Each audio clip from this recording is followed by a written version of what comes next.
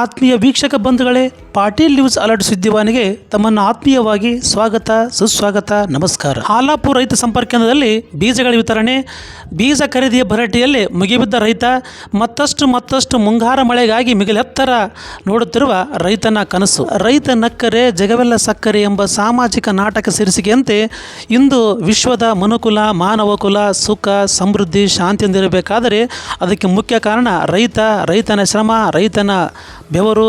ಹೀಗಾಗಿ ವಿಶ್ವವೆಲ್ಲವೂ ಇವತ್ತು ಸುಖಕರವಾಗಿದೆ. ಈ ವರ್ಷ ಮುಂಗಾರ ಮಳೆಯ ಆರಂಭದ ನಿರೀಕ್ಷೆಯಲ್ಲಿ ರೈತ ಉತ್ತಮವಿರತಕ್ಕಂಥ ಆಶೆ ಇಟ್ಟುಕೊಂಡಿದ್ದು, ಅದಕ್ಕಾಗಿ ಇಂದು ಆಲಾಪುರದ ರೈತ ಸಂಪರ್ಕ ಕೇಂದ್ರದಲ್ಲಿ ಬೀಜಗಳನ್ನು ವಿತರಿಸಲಾಯಿತು.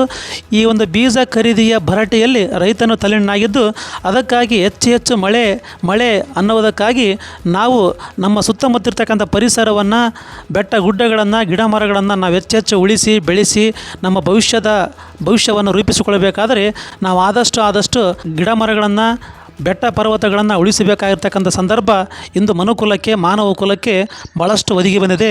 ಅದಕ್ಕಾಗಿ ನಾವೆಲ್ಲರೂ ರಕ್ಷಿಸೋಣ, ಪೋಷಿಸೋಣ, ಭವಿಷ್ಯಕ್ಕಾಗಿ, ಭವಿಷ್ಯದ ಒಳಿತಿಗಾಗಿ.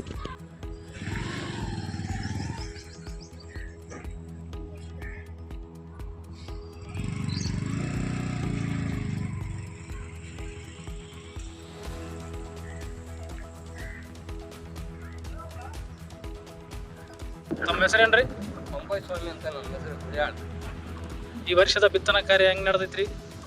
ಬಿತ್ತನೆ ಕಾರ್ಯ ಎಲ್ಲ ಮುಂಗಾರು ಸ್ವಲ್ಪ ಮಳೆ ಆಗಿದೆ. ಇನ್ನೊಂದು ಸ್ವಲ್ಪ ಆದ್ರೆ ಬಿತ್ತನೆ ಕಾರ್ಯ ಗಂಟೆ ಮಾಡಿ ಇವೆಲ್ಲ ಅದ ಮಾಡ್ಕೊಂಡ್ವಿ. ಈಗ ಇನ್ನೊಂದು ಸ್ವಲ್ಪ ಮಳೆ ಆದ್ರೆ ಬಿತ್ತನೆ ಕಾರ್ಯ ಶುರು ಮಾಡ್ತೀವಿ.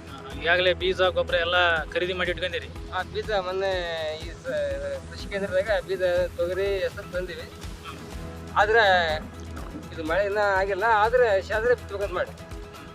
ಹೋದ ವರ್ಷಕ್ಕೆ ಈ ವರ್ಷಕ್ಕೆ ಹೋಲಿಸಿದ್ರೆ ಈಗಾಗಲೇ ಮಳೆ ಬಂದಿತ್ತ ದಿನದಲ್ಲಿ? ಹೋದ ಸಲ ಇದು ಹಿಂಗೆ ಆಗಿತ್ತು ಪರಿಸ್ಥಿತಿ. ವಾಸನು ರೋಡ್ ಮೇಗ ಸ್ವಲ್ಪ ಅದು ಅದಕ್ಕೆ ಸ್ವಲ್ಪ ಬಿತ್ತಿದ್ವಿ.